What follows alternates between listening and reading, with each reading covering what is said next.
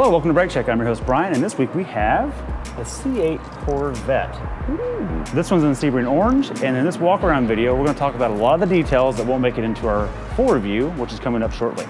So, take a step back and get a look at it. I know what you're thinking. Brian, the passenger seat's in the wrong spot.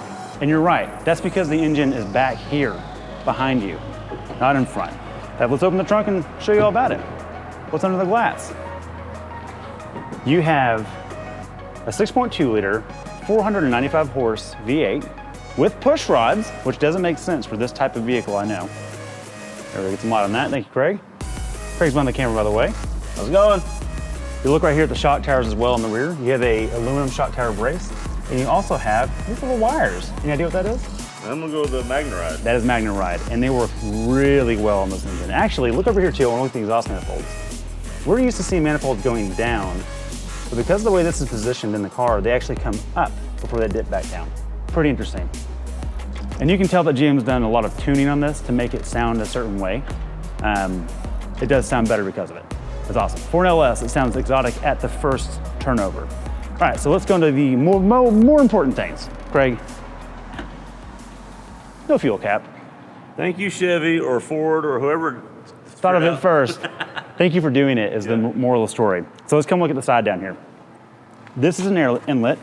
Don't mind that little guy. Someone before us chipped it a little bit. But because the engine is in the back, we have coolers on both sides and air induction on both sides. Pretty cool. There you go, good look at that.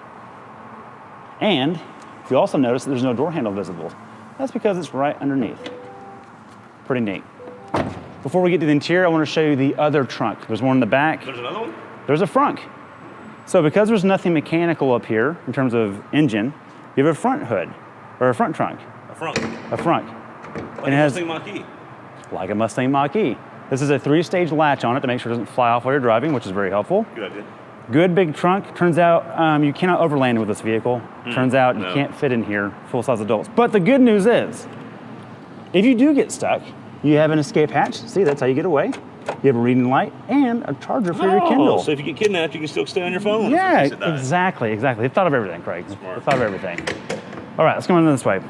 This particular car has the all-important Z51 performance pack on it. What does that mean? That means big brakes, front and rear. Also means different tuning with the dampers. And luckily, this unit has the MagneRide option, which we already talked about, which the tuning is different for the Z51 versus the regular. You can get MagneRide whether you have that package or not. I would recommend the only two options that are must on this car for us as drivers, Z51 and the MagneRide. Everything else is just good out of the box. Not that it's not good, but there's just a lot there to be offered. Let's look at the interior.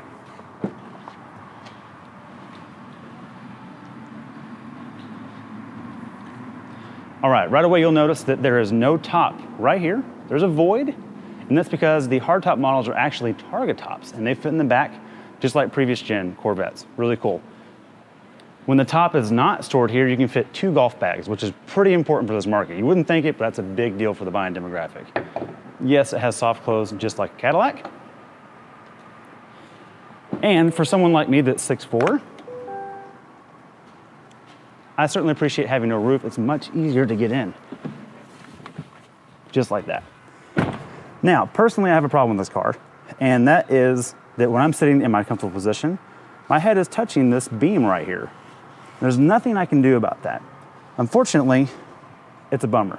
Thankfully, the aftermarket will help it and get the seat a little bit lower, I know it. That's why this car is still on my wish list. In terms of interior ergonomics, I'm turning the lights on here.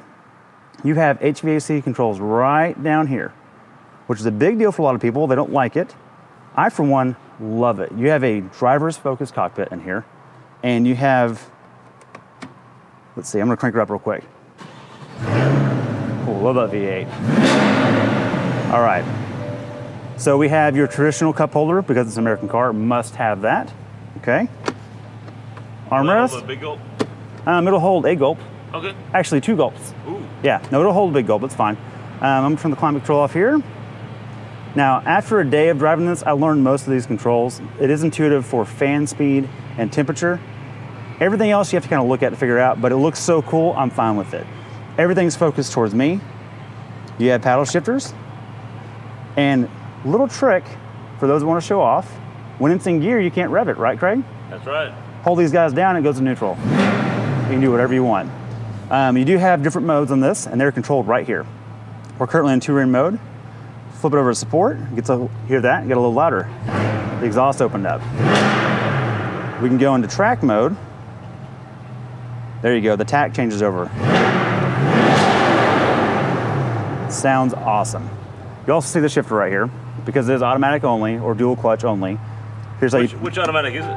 It is a Tremec 8-speed dual clutch. Not a 7-speed. Not a 7-speed. The Shelby GT500 shares a very similar design, but is missing a gear. This has all 8 of them. And it works flawlessly.